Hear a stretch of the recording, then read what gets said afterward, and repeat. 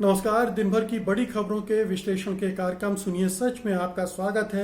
मैं हूं मुकेश कुमार। तो दोस्तों, शुरू करते हैं आज का सुनिए सच।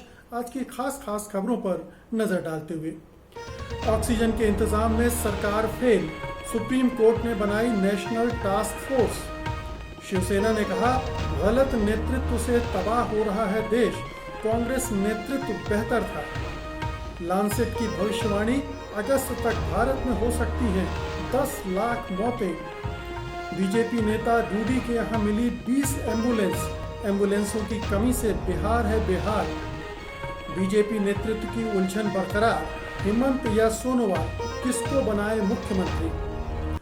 तो दोस्तों, ये थी आज की खास खबरें और अब वक्त है इन खबरों के विस्तार से विश्लेषण का। इसलिए लेते हैं सबसे अहम खबर सबसे पहले। सुप्रीम कोर्ट ने नेशनल टास्क फोर्स गठित की है जो कि देश में ऑक्सीजन की उपलब्धता और आपूर्ति का आकलन और उससे इस बारे में सिफारिश करेगी। टास्क फोर्स में 12 सदस्य होंगे। सुप्रीम कोर्ट ने कहा है कि टास्क फोर्स अभी और भविष्य के लिए एक पारदर्शी और पेशेवर आधार पर महामारी की चुनौतियों का सामना करने के लिए एक रणनीति तैयार करेगी। टास्क फोर्स वैज्ञानिक, तर्कसंगत और न्याय संगत आधार पर राज्यों को ऑक्सीजन के लिए कार्य प्रणाली तैयार करके देगी। दिल्ली, कर्नाटक समेत कई राज्य ऑक्सीजन की कमी के कारण शिकायत कर रहे हैं। सुप्रीम कोर्ट ने कहा कि टास्क फोर्स 1 सप्ताह के भीतर काम करना शुरू कर दे। सरकार और सुप्रीम कोर्ट को अपनी रिपोर्ट सौंपे, वो सरकार को अपनी सिफारिशें प्रस्तुत करे। नेशनल टास्क फोर्स का कार्यकाल शुरू में 6 महीने का होगा। केंद्र सरकार टास्क फोर्स को सभी जरूरी सहायता देगी। राज्य और अस्पताल भी उसे सहयोग देंगे। सुप्रीम कोर्ट ने कहा कि ऑडिट करने का उद्देश्य जवाबदेही सुनिश्चित करना है, ऑक्सीजन का समय पर गंतव्य तक पहुंचाना है, अस्पतालों को इसे उपलब्ध कराना है। ऑडिट का उद्देश्य मरीजों का इलाज करते समय डॉक्टरों द्वारा अच्छे विश्वास में लिए गए फैसलों की जांच करना नहीं है। जब तक टास्क फोर्स प्रस्तावित तौर तरीकों पर अपनी सिफारिशें नहीं देता है, केंद्र तब तक ऑक्सीजन के आवंटन का मौजूदा जो अभ्यास है वो जारी रहेगा, जो प्रणाली उसकी है वो उस पर काम करता रहेगा। तो एक तो ये कि सुप्रीम कोर्ट ने केंद्र सरकार पर पूरी तरह से अविश्वास जाहिर कर दिया है। नेशनल टास्क फोर्स बनाकर उसे समझ में आ गया है कि केंद्र सरकार के पास न तो कोई रणनीति है, न कोई योजना है और ना ही कोई ऐसा फार्मूला है जिसके आधार पर राज्यों को उनकी ज़रूरत के हिसाब से ऑक्सीजन उपलब्ध कराई जा सके। तो एक तरह से सरकार का जो असफलता है, नाकामी है, उसको सुप्रीम कोर्ट ने अंडरलाइन कर दिया है। सुप्रीम कोर्ट पिछले तकरीबन 3 हफ्तों से देख रहा है कि केंद्र सरकार ऑक्सीजन सप्लाई करने के मामले में सिफर साबित हो रही है, नाकाम साबित हो रही है। चाहे दिल्ली का मामला लें और चाहे कर्नाटक का मामला लें, दूसरे राज्यों से भी इस तरह की शिकायतें और मांगे आ रही हैं। तो लगातार बातचीत करते करते सुप्रीम कोर्ट के ये एहसास हो गया कि ये काम इस सरकार के वश का नहीं है और इसके लिए कुछ और करना पड़ेगा, और इसलिए उसने नेशनल टास्क फोर्स बनाई है। लेकिन नेशनल टास्क फोर्स बनी है, अभी कब तक उसकी रिपोर्ट आएगी, 6 महीने का टाइम उसे दिया गया है। इसका मतलब है कि अभी जो क्राइसिस है उसमें इस नेशनल टास्क फोर्स की तुरंत कोई भूमिका नहीं होगी। अभी हमें अपने जीवन और मौत के लिए इसी निकम्मी सरकार पर निर्भर करना पड़ेगा जो इस मामले में बार बार फेल साबित हो रही है। तो सुप्रीम कोर्ट की पहल का स्वागत तो किया जाना चाहिए, लेकिन अभी फौरी तौर पर क्या सरकार करे, उसे निर्देश, उसकी तरफ से कड़े निर्देश भी मिलने चाहिए। हालांकि high court, Delhi high court और सुप्रीम कोर्ट दोनों ही बहुत कड़ाई से सरकार को जताते रहे हैं, चेताते रहे हैं और बड़े ही तीखे शब्दों में उन्होंने टिप्पणियां की। जैसे हाई कोर्ट ने कहा कि हम कंटेम्प्ट का मामला आप पर चलाएंगे। तो ये एक बहुत ही बड़ी बात है कि कोई कोर्ट केंद्र सरकार पर इस तरह के मामले चलाने की बात करे। और आप तो जानते ही हैं कि दूसरे हाई कोर्ट भी बहुत तीखी टिप्पणियां कर चुके। जैसे इलाहाबाद कह चुका कि ऑक्सीजन का न मिलना एक तरह का नरसंहार है, और ये नरसंहार कौन कर रहा है, हम समझ सकते हैं कि जो नेतृत्व कर रहा है देश का, जो प्रदेश के नेतृत्व कर रहे हैं, जो प्रशासन को की बागडोर संभाले हुए हैं, शासन प्रशासन की, उनके जरिए ये नरसंहार हो रहा है। तो नेशनल टास्क फोर्स भविष्य के लिए कुछ एक रणनीति बना के देगी। लेकिन आज क्या होगा, सुप्रीम कोर्ट को ये भी तय करना पड़ेगा, क्योंकि इस सरकार पर अब बहुत भरोसा इस देश के लोगों का नहीं रह गया है, क्योंकि वो कोरोना की इस महामारी से निपटने में पूरी तरह नाकाम साबित हो रही है। सुप्रीम कोर्ट अगर ये सोचता है कि नेशनल टास्क फोर्स बनाने की घोषणा करके सरकार की नाकामी से लोगों का ध्यान दूसरी तरफ चला जाएगा, तो ये उसकी खुशफहमी है, क्योंकि इतनी मौतें हो रही हैं, उनके लिए कोई भी इस सरकार को बख्शने के लिए तैयार नहीं है। तो सरकार अभी भी कटघरे में है। सरकार की नाकामियां जग जाहिर हो चुकी हैं, न केवल हिंदुस्तान बल्कि दुनिया भर में उसे इसके सर्टिफिकेट मिल रहे हैं। तो ये जाहिर है कि सुप्रीम कोर्ट को अभी मौजूदा संकट के लिए भी कुछ कड़े उपाय करने पड़ेंगे, कुछ कड़े निर्देश केंद्र सरकार को देने पड़ेंगे। अगली खबर लेते हैं। एक महत्वपूर्ण राजनीतिक घटनाक्रम के तहत शिवसेना ने जवाहरलाल नेहरू से लेकर इंदिरा गांधी और मनमोहन सिंह तक की तारीफ की है और कहा है कि कांग्रेस नेतृत्व में देश में आए तमाम संकटों का सामना किया और देश को उन संकटों से बाहर निकालने में कामयाब रहा। शिवसेना के मुखपत्र सामना में छपे एक लेख में कहा गया है कि पहले रवांडा, कांगो और पाकिस्तान को दूसरे देश मदद किया करते थे, पर अब गलत नेतृत्व के कारण, यानी मोदी के गलत नेतृत्व के कारण भारत उस स्थिति में पहुंच चुका है कि दूसरे देश उसकी मदद कर रहे हैं। पार्टी ने बहुत ही तीखे अंदाज में कहा कि आज स्थिति ये आ गई है कि भूटान, बांग्लादेश और श्रीलंका तक भारत की मदद कर रहे हैं और भारत के प्रधानमंत्री सेंट्रल विस्टा परियोजना में लगे हुए हैं, उसे बंद नहीं कर रहे हैं। शिवसेना ने कहा कि कई देशों ने पहले ही कह दिया था कि भारत में कोरोना की दूसरी लहर आएगी, पर भारत सरकार उससे लड़ने की तैयारियां करने के बजाय पश्चिम बंगाल में ममता बनर्जी को हराने में जुटी हुई थी और वह अब भी वहीं पर उलझी हुई है। लगातार केंद्र सरकार का ध्यान अभी भी बंगाल पर है। सामने में ये भी कहा गया है कि बीजेपी के वरिष्ठ सांसद सुब्रमण्यम स्वामी का ये कहना कि कोरोना का कामकाज परिवहन मंत्री नितिन गडकरी को सौंप दिया जाए, ये दर्शाता है कि स्वास्थ्य मंत्री हर्षवर्धन बुरी तरह से विफल रहे हैं। तो शिवसेना के तेवर लगातार तीखे रहे हैं केंद्र सरकार के प्रति। केंद्र सरकार भी चूंकि उद्धव सरकार को अस्थिर करने, उसे गिराने, अपनी सरकार बनाने की कोशिशें शुरू से करती आ रही है, तो दोनों के बीच ये तकरार चल रहा है। लेकिन अब इस समय जब केंद्र सरकार थोड़ा डावाडोल है, उसकी छवि खराब हो गई, प्रधानमंत्री की छवि ध्वस्त हो रही है, तो ऐसे में उद्धव ठाकरे और उनकी पार्टी को एक और मौका मिल रहा है हमला करने का। और इससे बड़ा हमला क्या हो सकता है कि जिसको बीजेपी और उसके तमाम बड़े नेता कोसते रहते हैं, जिन नेताओं को, उन्हीं को वो बता रही है कि उनकी वजह से भारत अच्छे से चलता रहा। जवाहरलाल नेहरू, इंदिरा गांधी, मनमोहन सिंह और जितने भी कांग्रेस के नेता रहे, उसकी उन्होंने तारीफ की है कि उनके नेतृत्व में देश ठीक ठाक चला। और अब ये महाराज नरेंद्र मोदी आए हैं तो बर्बादी की दिशा में कदम बढ़ा रहा है। और ये नौबत आ गई है कि दूसरे देशों की मदद करने वाला देश अब छोटे छोटे देशों से मदद लेने को मजबूर हो गया है, और ये बिना तैयारी और बिना दूरदृष्टि की सरकार की वजह से हो रहा है। और जहाँ तक हर्षवर्धन की बात है, तो उन बेचारों को माफ़ कर दिया जाना चाहिए। इस मंत्रिमंडल में किसी मंत्री की कोई हैसियत, कोई औकात तो है नहीं, सिर्फ पीएमओ है और सिर्फ प्रधानमंत्री हैं। बाकी सब बहुत बौने मंत्री हैं, उनके पास न कोई अधिकार हैं और न ही कोई अख्तियार हैं। जो ऊपर से निर्देश मिलते हैं उनका पालन करते हैं। हर्षवर्धन भी उनमें से एक हैं, चाहे राजनाथ सिंह हो, हर्षवर्धन हो या दूसरे मंत्री हो, सबकी हैसियत एक ही जैसी है। इसलिए हर्षवर्धन अगर विफल हुए हैं तो इसकी एक वजह यह भी है कि उन्हें काम ही नहीं करने दिया जा रहा है। अगर इस सरकार में विफलता किसी की देखनी है तो सिर्फ और सिर्फ प्रधानमंत्री की विफलता देखना चाहिए, क्योंकि हर जगह वही टांग अड़ाए हुए हैं, हर जगह वही उनका चेहरा दिखता है। हर मीटिंग, हर योजना, हर जगह उनका अपना ठप्पा लगना ज़रूरी होता है। और ऐसे में जाहिर है कि दूसरे मंत्रियों की भूमिका कमज़ोर हो जाती है और वो भी हतोत्साहित होकर पीछे रहकर काम करते हैं और एक तरह की चाटुकारिता भी करना मजबूरी हो जाता है जब इतना निरंकुश नेता होता है, क्योंकि उसकी मेहरबानी पर उनके पद कायम है, उनका रुतबा कायम है। अगर वो नाराज़ हो गए तो वो कहीं के नहीं रहेंगे। अगली खबर का रुख करते हैं।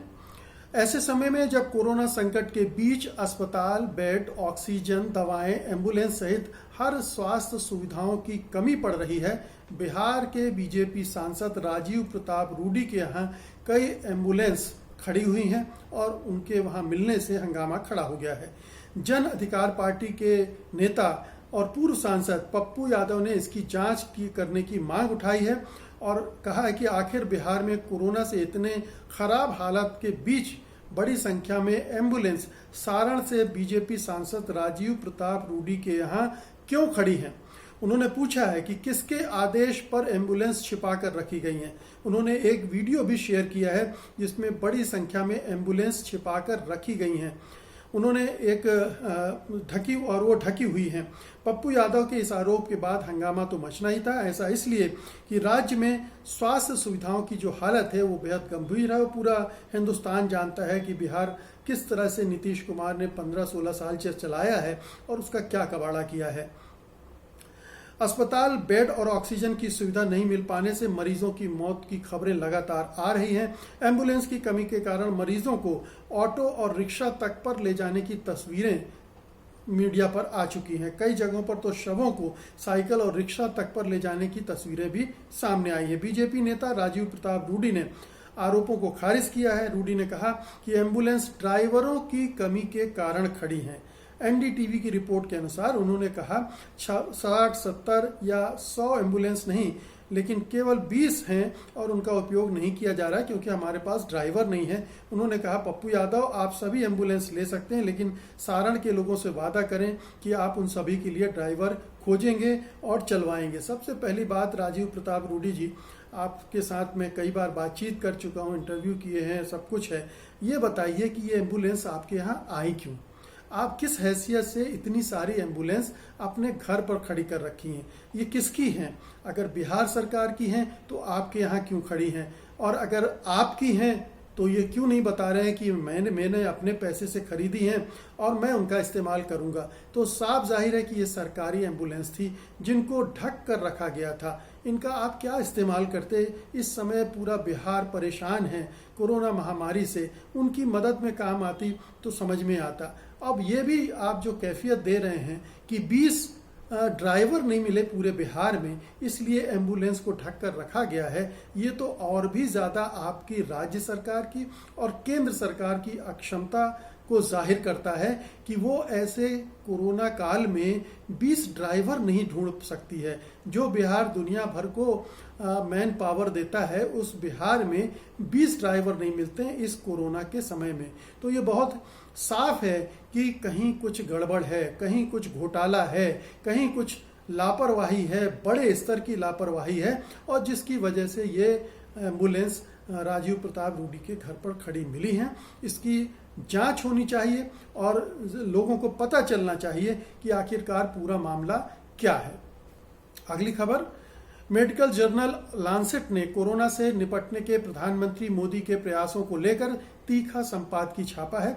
पत्रिका ने लिखा कि प्रधानमंत्री मोदी की सरकार कोरोना महामारी से निपटने से ज्यादा आलोचनाओं को दबाने में लगी हुई दिखी।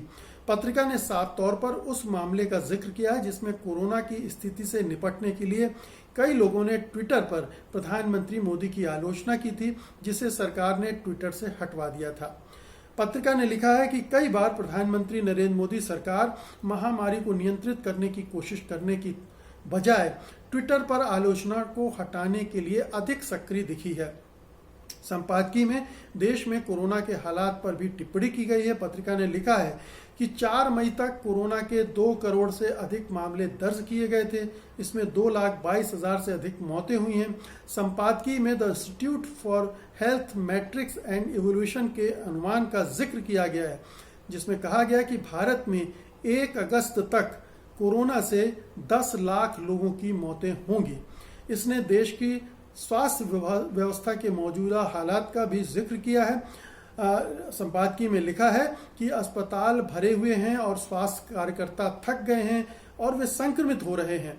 सोशल मीडिया पर जनता और ऐसे डॉक्टरों की हताशा दिख रही है जो मेडिकल ऑक्सीजन, अस्पताल के बिस्तर और अन्य ज़रूरतों की मांग कर रहे हैं।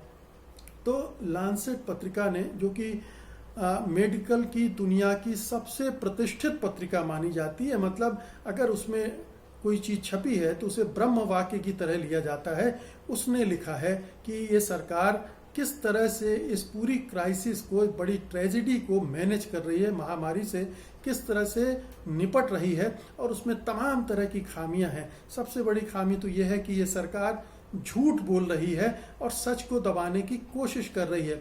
चाहे उत्तर प्रदेश के महाराज योगी आदित्यनाथ हों, वो भी धमका रहे हैं, ऐसे लगा देंगे।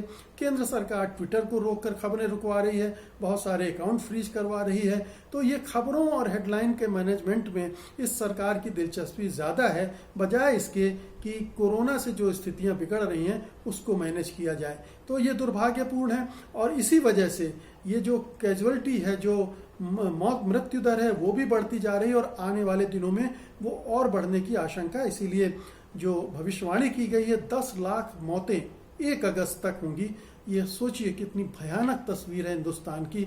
अभी केवल 2.5 लाख मौतें हुई हैं, 2.5 लाख के आसपास मौतें हुई हैं, मतलब इसकी अभी 4 गुनी मौतें होनी हैं। तो आप सोच सकते हैं कि कितनी दुर्भाग्यपूर्ण स्थिति इस सरकार की वजह से हुई है। पूरी दुनिया भर में, लांसेट को छोड़ दीजिए, पूरी दुनिया भर में इस सरकार की आलोचना हो रही है, प्रधानमंत्री के नेतृत्व की आलोचना हो रही है, और पूरी दुनिया में भारत की छवि भी खराब हो रही है।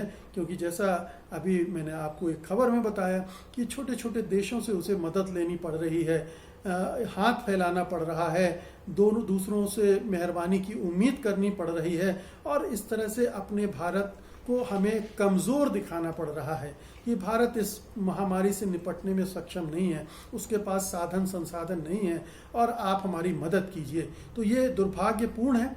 हालांकि मदद बड़े बड़े देश भी लेते हैं, लेकिन अभी जब स्थिति संभाली जा सकती थी, उस स्थिति में, उस समय अगर इस तरह की कोशिशें हो रही हैं, तो भारत की जो छवि बनाने की कोशिश हो रही है, सुपर पावर और विश्व गुरु, वो ध्वस्त हो जाती है। और उसमें पलीता लगा दिया है इस सरकार ने, प्रधानमंत्री नरेंद्र मोदी ने।